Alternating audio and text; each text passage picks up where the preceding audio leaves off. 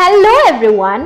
Today we are exploring very famous temples in Bangalore. Dodda Ganesha Temple. This temple is located in Basavanagudi. To reach this temple from Bangalore, it takes about 5.8 kilometers. If you visit this temple, you can actually park your vehicles in front of this temple itself. In this temple, you can take darshana of Dodda Ganesha and a very big bull, also known as Nandi. The Nandi which you'll see in this temple was actually growing day by day. There's a small story connected to Nandi which has been installed here. Come, let's know that. Many years ago, Basavanagudi was known as Sunkenahalli. In Sunkenahalli, there were so many farms. In these farms, farmers were growing groundnuts. In every October, groundnut crops were happening. During this time, all the farmers would make a pile of these groundnuts and store them. And then to eat this pile of groundnuts, on every full moon day, a bull was coming here and having all the groundnuts. As days were passing, farmers were very much terrified by seeing this. One fine day, all the farmers will be waiting for the bull so that they can catch it and beat it up. Finally, the bull will come here and have all the groundnuts. While the bull was going back, all these farmers went and ran behind the bull, and the bull runs and goes towards a big mountain and climbs up the mountain, which was located a bit further from Sunkenahalli, and becomes a stone statue there itself. And now all these farmers, looking at this incident, becomes stunned and then realizes that this bull was nobody else but Shiva's vehicle. Now all the farmers shows repentance on this incident. From that day, during Kartika, that is from October, farmers take all their first grown groundnuts to this bull and give it as offering to the bull. And they also ask forgiveness for not believing on this bull. From then till date, people celebrate a very grand fair called Kadlekai Parshe during October and November. And also there is a belief that if people eat groundnuts during this time, the bull will feel satisfied. And also after eating these groundnuts, if we put the peels of this groundnut outside, Nandi would come during night time really and then have all these peels. And also it is believed that after this bull came here, it was growing larger and larger, and during that time it is said that a trishula has been inserted on this bull's head. From then this bull has stopped growing. On right side of this bull, there's a hole from where a little of water will be flowing always, and also it is believed that from this hole itself, Vrishabhavati river got originated. And also in this temple, you can see a very big Ganesha's idol. This Ganesha looks really beautiful when you see a butter decoration on him, known as Bande Alankara. They use 100 kgs of butter to decorate this Ganapati. It is said that the place near Dodda Ganesha Temple and the Bull Temple has been built by Kempegowda.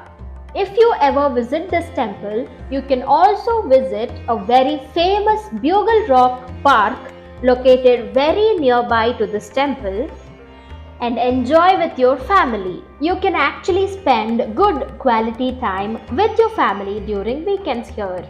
And also, interestingly, you can take a look of lots of bats in this park.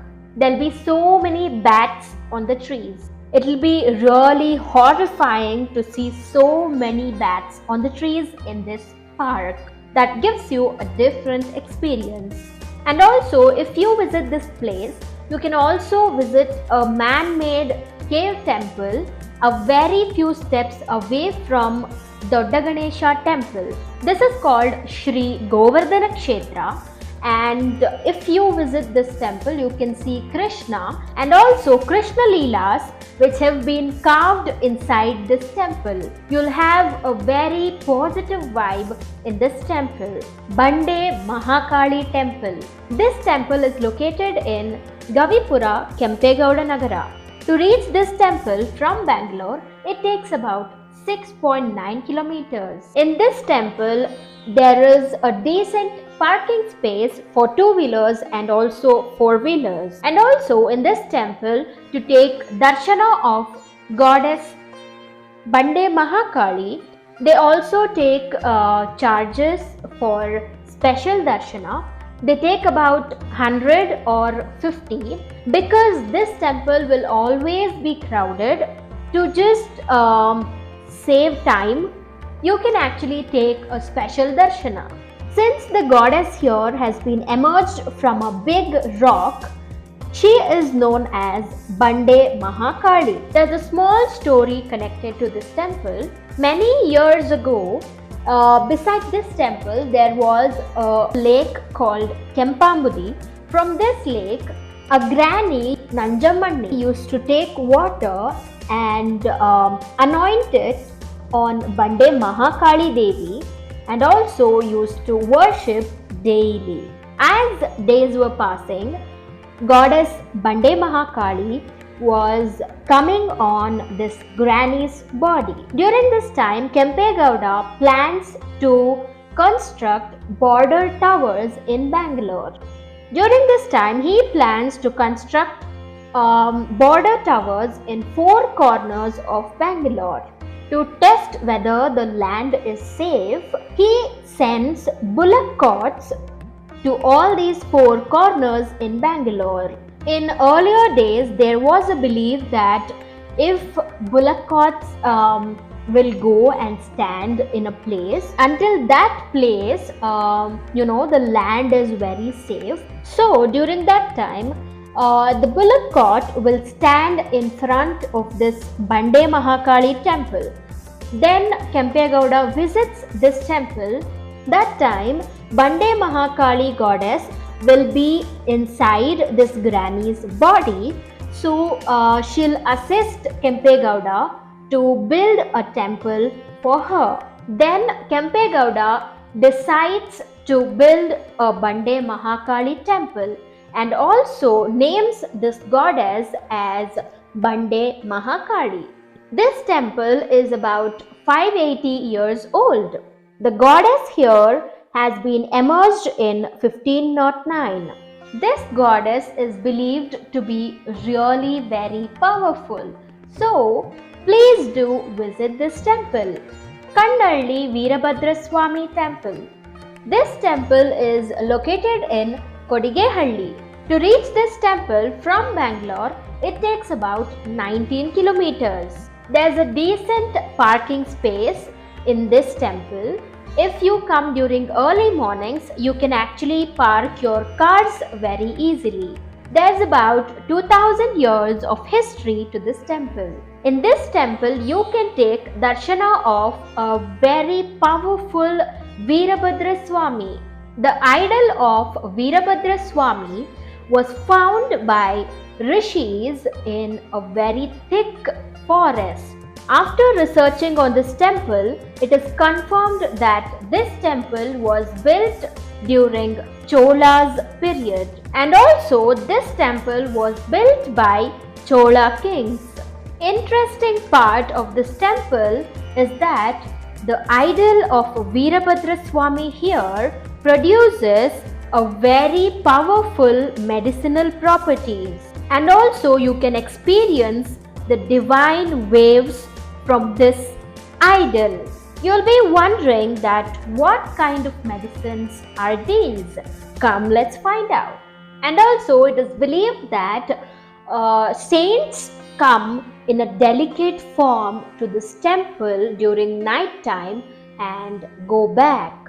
If you ask me about the powerful medicine from this idol, from the water of a well which is right next to this temple, if anybody come with their problems to this temple, there's a ritual done in this temple.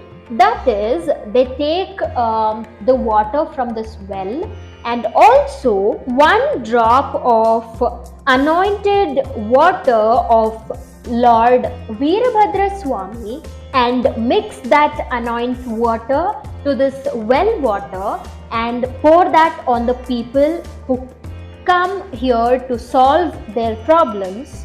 They pour this water on people 3 times. This is a very powerful ritual followed by the temple. There's a small hole near the foot of Lord Veerabhadra Swami. In this hole, the anointed water comes and stores there. From this itself, they take one drop of the water and then mix it to the well's water. This water acts as a very powerful medicine. It is believed that from this water, all the problems will get vanished. Earlier, there was a gooseberry tree beside this temple. For that itself, they have given the name Kannalli. For this reason itself, there are thousands of people visiting this temple. According to researchers, there's a lot of medicinal properties in this temple. Ragi Guda Anjanaya Swami Temple. This temple is located in Jayanagar 9th block. To reach this temple from Bangalore, it takes about 8.7 kilometers. You can park your vehicles in front of this temple, but you will have to park on the roadside. It's better to come in two-wheelers. Let's know about the history of Ragi Guda Temple. In small villages beside Ragi Guda, Ragi was the most grown crop. After getting the crops of Ragi, farmers here would bring Ragi to Ragi Guda and then worship Ragi here. In Kannada, this is known as Kannada Puja. That means farmers used to bring a lot of Ragi and then worship it. In this worshipping ceremony, there will be a mother-in-law and daughter-in-law present. During this time, the Trimurtis Brahma, Vishnu and Maheshwara visit this worshipping place as dasayas in order to take Ragi.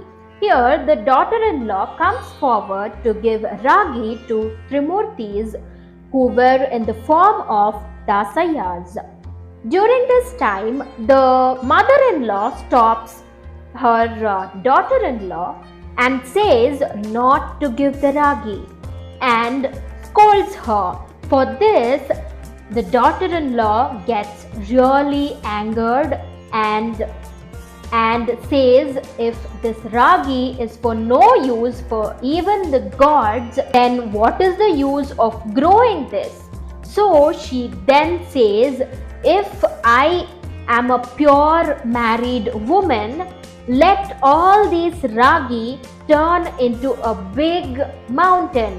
From then, all these Ragi turned into a big mountain and was called as Ragi Guda. And also the Trimurtis who were present there also turned into stone idols. If you visit this temple ever, you can still see these Trimurtis stone idols. In 1968, Lord Prasanna Anjanaya Swami was installed on the top of Ragi Guda. There's about 108 steps to climb this Ragi Guda and then you can take darshana of Shri Prasanna Anjanaya Swami. There's also one more speciality of this temple that's called Akki Seve. In this Akki Seve, you can actually take small glasses of raw rice and pour it on Annapurneshwari goddess here. You'll have to pay 5 rupees for a single glass of raw rice. Dakshinamuka Nanditirta Temple. This temple is located in Malleshwaram. To reach this temple from Bangalore, it takes about 6.3 kilometers. For parking, you will have to park vehicles in front of this temple itself, but it's in a roadside and this is also a residential area, so it's better to come in two-wheelers. In this temple, you can see all the gods in south facing. Many years ago, this temple was bought out from under the ground. The interesting part of this temple is that you can see a bull, also known as Nandi, who is in a south face in a seated position, and from this Nandi's mouth there'll be always water flowing. This water flows 24/7 without even stopping for a second. This water has been flowing since many years. There's also a facility for devotees who visit this temple to drink this auspicious water. This water is said to be crystal clear and also has medicinal properties in it. On daily basis, this water is used for Lord Shiva's anointing. According to few people, the water which is flowing from this Nandi's mouth is the water of Vrishabhavati river. There's a small water pond in front of this Nandi and Lord Shiva, and inside this pond there are so many turtles, and these turtles are the indication of Lord Vishnu. It is also believed that Lord Vishnu stays here. Another speciality of this temple is that usually you see Nandi in front of Lord Shiva in many temples, but in this temple particularly, Nandi is upon Shiva. In this temple you can see Nandi at the top and Lord Shiva at the bottom. This temple was found in 1997. Earlier, this place was only a plain land. This land was kept for sale, and one fine day a man took over this land and planned to build some building. During that time, while they were digging underground, they found a Nandi idol, and when they just wiped the Nandi's mouth, the water started flowing continuously.